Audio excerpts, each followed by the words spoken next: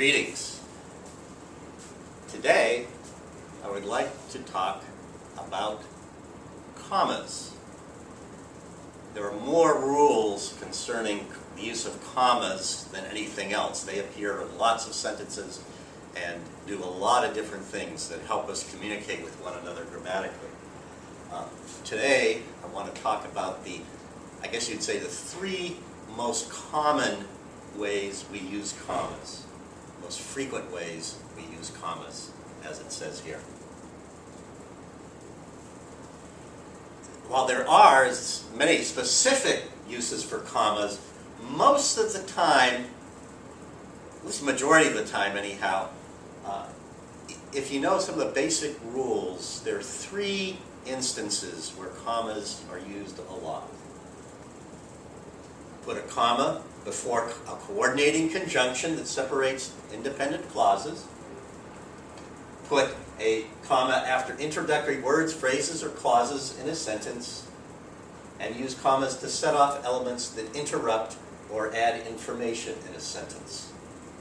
Okay, we'll talk more about some of those today.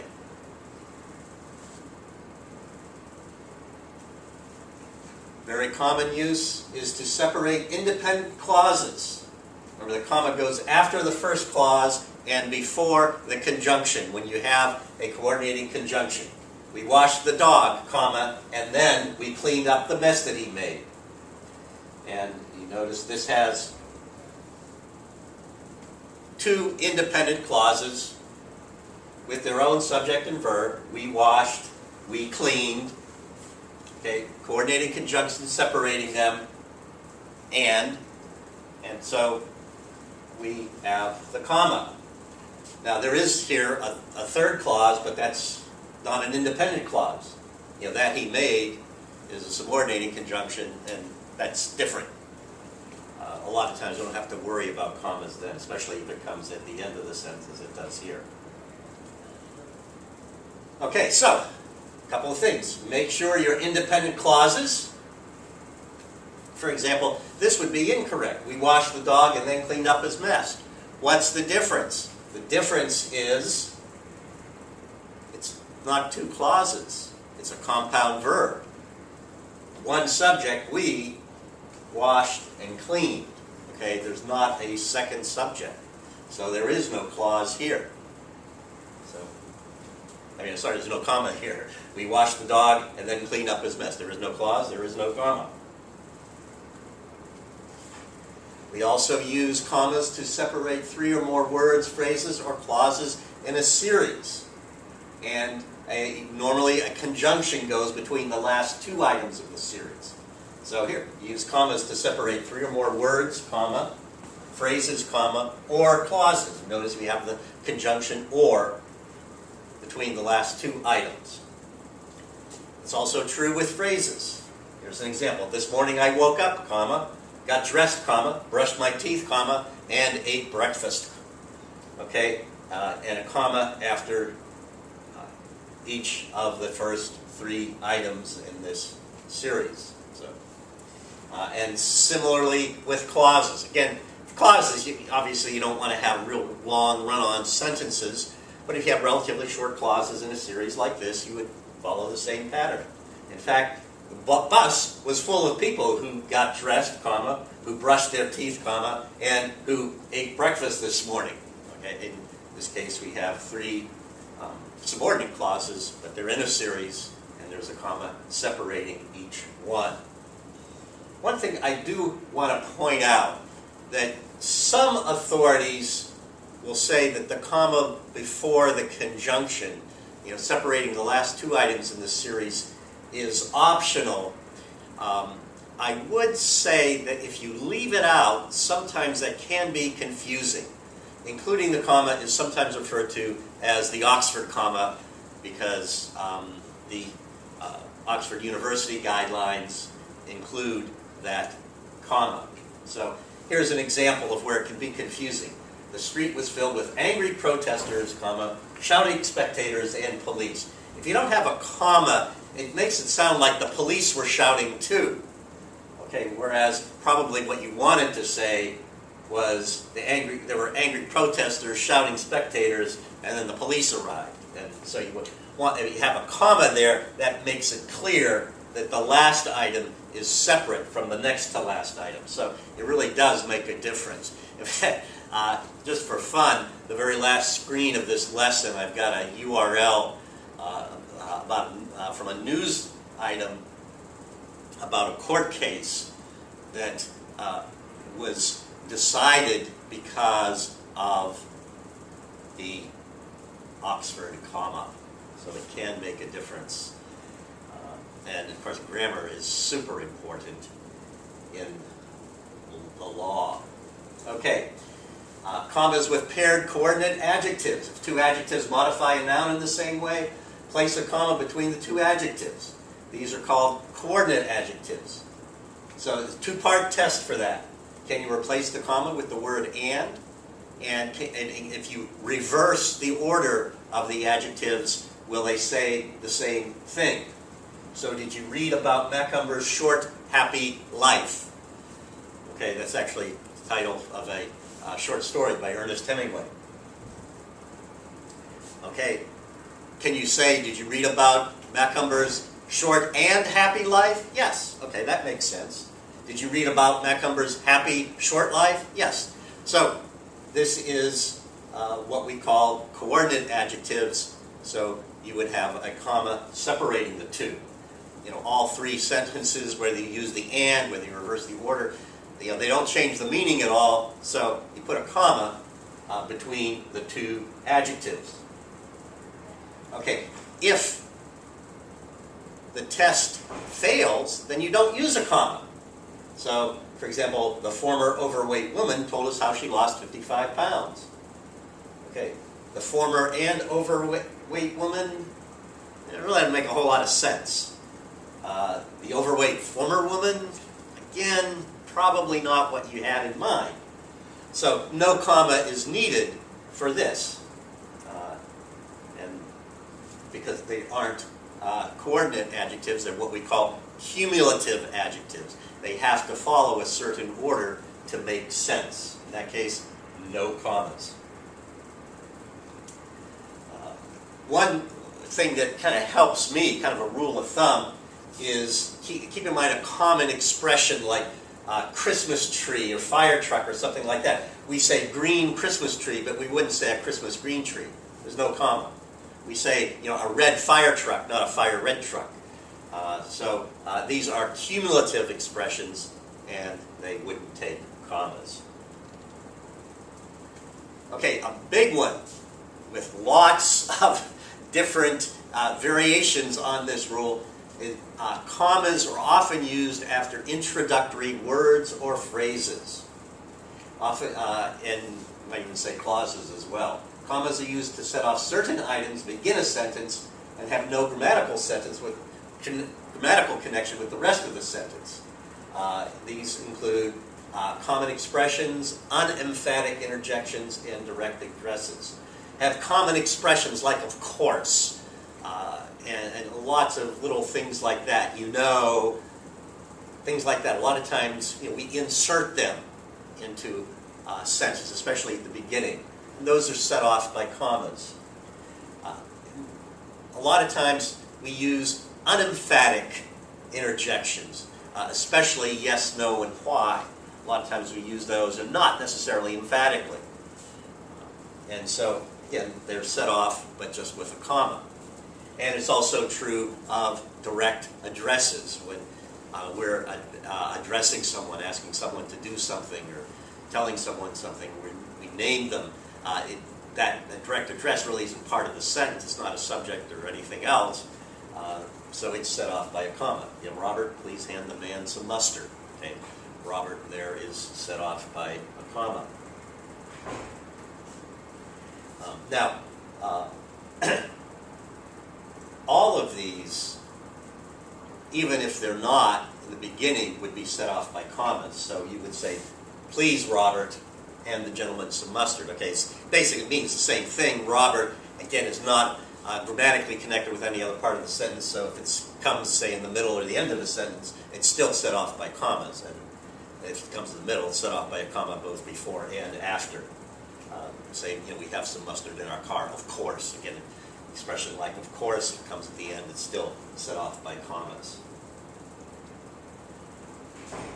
Also, certain, as I said, certain parenthetical expressions like of course, and I think, and so on, would be set off by commas if they're not otherwise part of the sentence.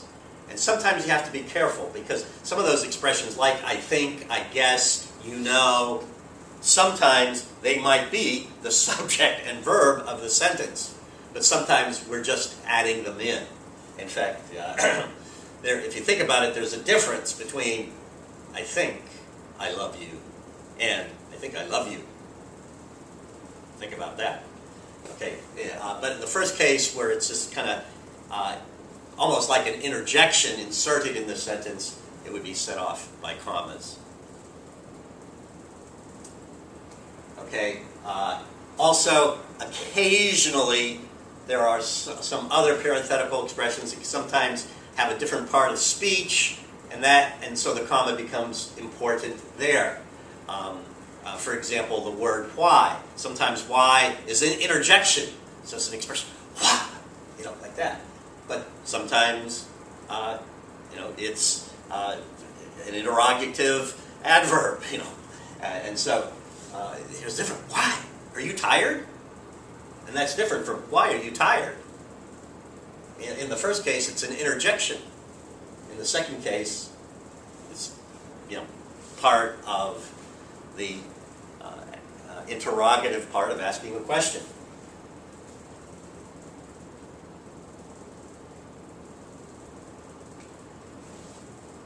Introductory adverbs are normally set off by commas because most of the time the adverb, because it is an adverb, modifies the verb, but in English the verb comes after the subject in most sentences. So the only time we wouldn't set off by a comma is if the word the adverb modifies directly follows. So clearly the witness was mistaken. Okay. It clearly is set off by comma. The verb was mistaken is being modified by clearly. So, to show that it's not modifying the or witness, set off by a comma. However, if we were to invert that sentence, as we can do sometimes in English, especially in poetry, clearly mistaken was the witness.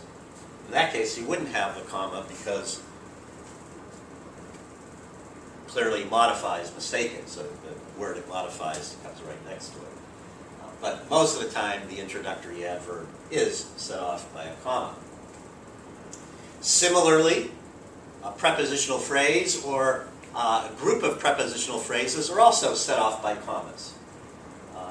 Sometimes you don't always need it with a single prepositional phrase, but sometimes you do, make it clearer if the phrase is longer. So, under the kitchen table, the dog cowered. You can have a comma after table, but probably not necessary.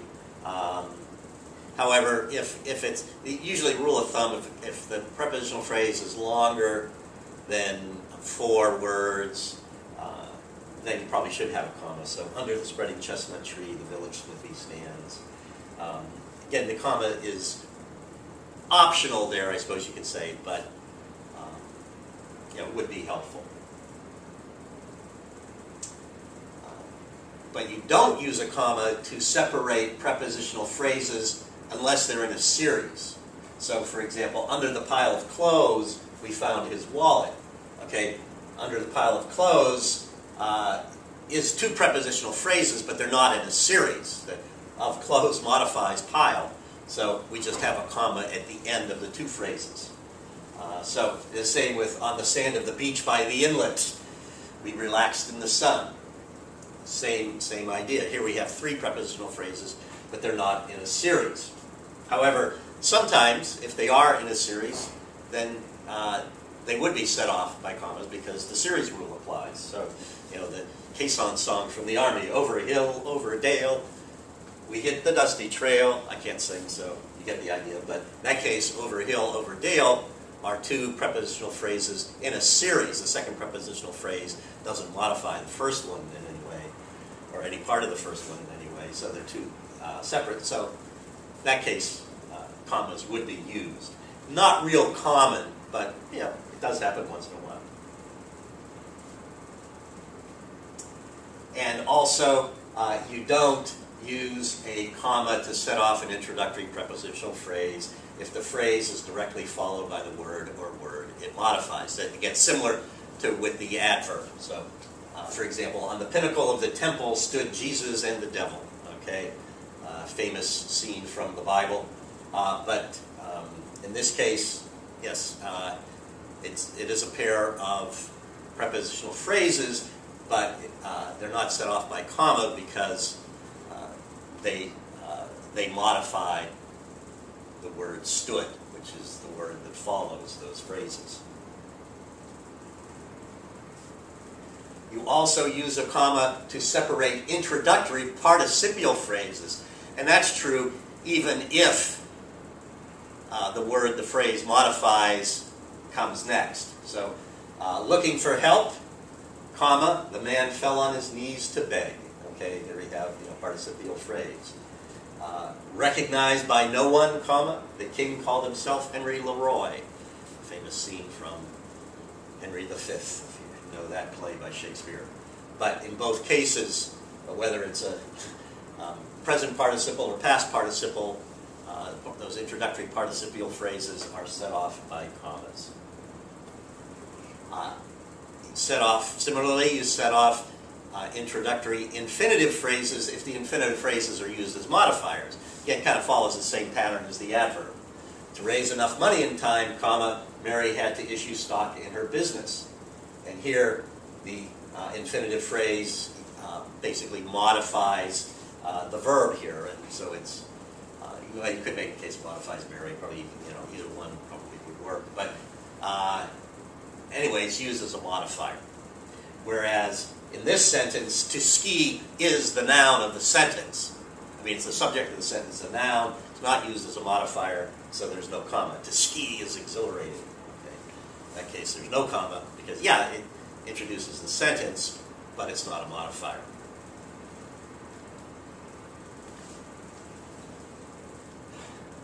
Similarly, just as you use commas to set apart introductory adverbs, you use a comma after an introductory adverb clause. And remember, adverb clause shows time, place, degree, extent, cause, reason, or condition.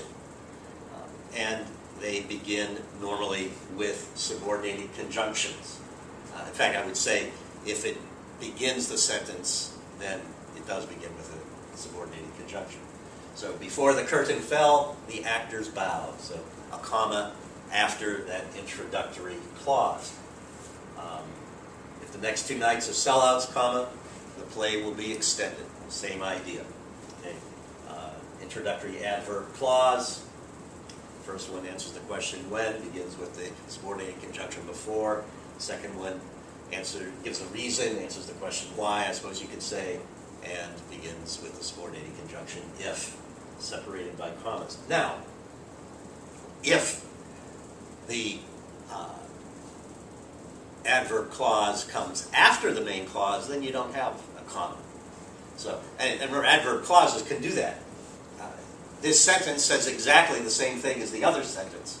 The play's run will be extended if the next two nights are sellouts, but we don't need a comma because we've got the conjunction separating the two clauses. So, just one little technicality there. So, anyway, hopefully we've been able to share some of the comma rules, the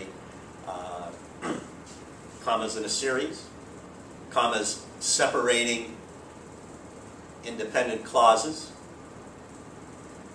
commas used in coordinating adjectives but not cumulative adjectives, and various introductory items that we have in sentences as well. I did promise you that the last screen it would have URL for a news item that shows us the significance of using that Oxford comma and why the grammar book we use in our school, and I would say majority of authorities prefer using that last comma in the series. Again, if you have any questions and you're not in my English class, you can always go to the contact page at englishplus.com and someone will try to answer your questions for you. Thank you very much.